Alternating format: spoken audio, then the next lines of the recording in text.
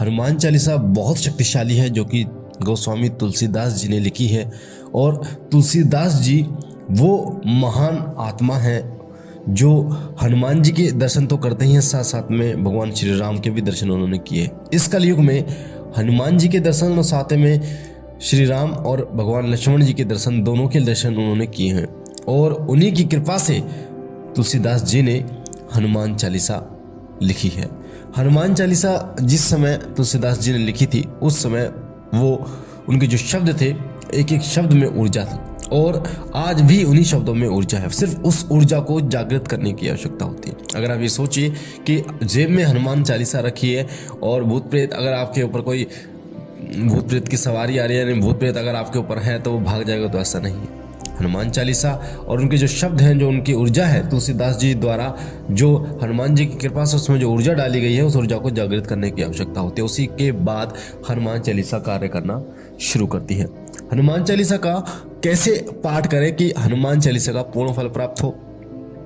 हनुमान चालीसा में इतना बल है कि भूत प्रेत को तो हटाते, साथ साथ में आपके घर की दरिद्रता को भी हटाता है। हनुमान चालीसा का नियमित पाठ आपके पितृ कुलदेव और कुलदेवता को प्रसन्न करने के लिए काफ़ी है। अगर आप हनुमान चालीसा का नित्य पाठ करते हैं तो हनुमान चालीसा के पाठ से आपको गुरु की प्राप्ति भी होती है, और साथ साथ में हनुमान जी की कृपा से आपको उनके दर्शन भी प्राप्त होते हैं। उन्हीं की कृपा से आपको उनके मंदिर में जाने का रास्ता पता चलता है कि कब आपको उनका बुलावा आ रहा है। और हनुमान चालीसा में जो शब्द लिखे गए हैं, अगर आप उनको ध्यान दें तो ऐसे शब्द हैं जिनका अर्थ आपको समझना चाहिए।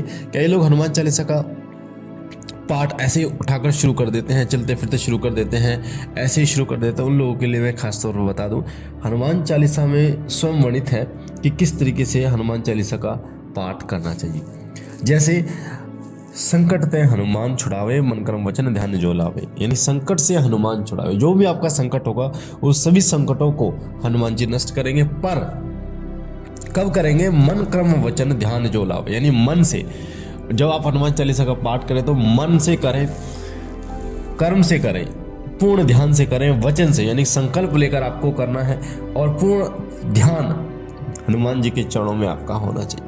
ऐसा नहीं है कि आप हनुमान चालीसा का पाठ कर रहे हो और आज आप पाठ कर रहे हो, कल आप तामसिक चीज़ों का सेवन कर रहे हो, या फिर आप ब्रह्मचर्य का पालन नहीं कर रहे, या फिर आप जब हनुमान चालीसा का पाठ कर रहे हो तो आपके दिमाग में कुछ और चल रहा है, कुछ और विचार चल रहे हैं, या फिर आप हनुमान चालीसा का पाठ कर रहे हो, आपका ध्यान जो है कहीं और जा रहा है। तो ऐसा नहीं, ऐसे नहीं हनुमान चालीसा कार्य करती है। हनुमान चालीसा कार्य करती है मन कर्म वचन ध्यान जो लावे।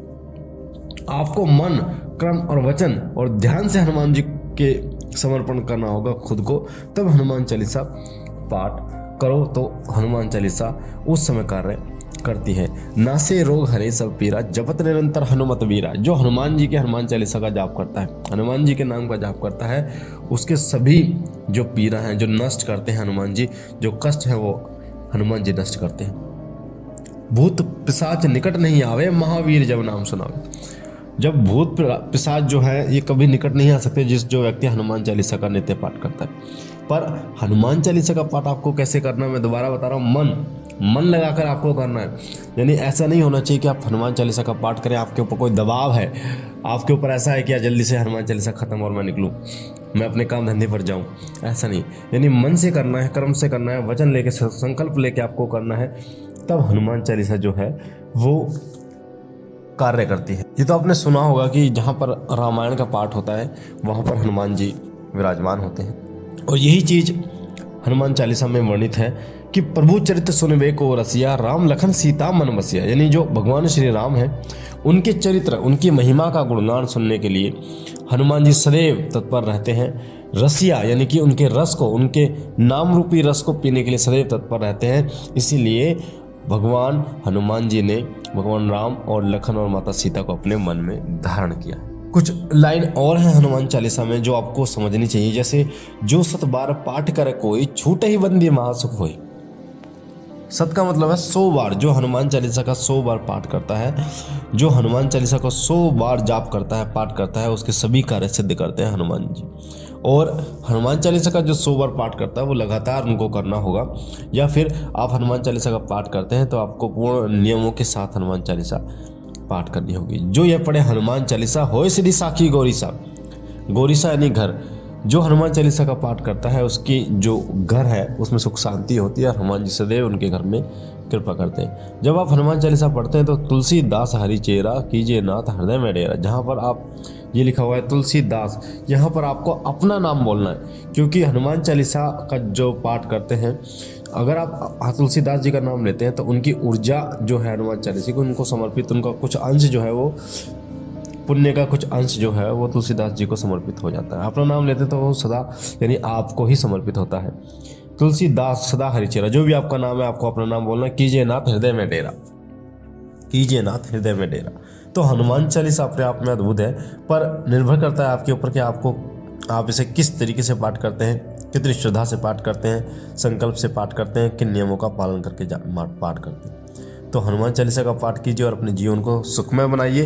हनुमान जी जैसे देव कोई और नहीं, जो जागृत देवता के रूप में कार्य करते हैं, अपने भक्तों को अभयदान देते हैं और बालाजी के रूप में वो उपस्थित हैं। उनकी सेवा में हजारों करोड़ों सेवक उनकी सेवा में स्वयं रहते हैं। वही भक्त शिरोमणि भी वही कहलाते हैं और वीरों के वीर महावीर भी वही कहलाते हैं।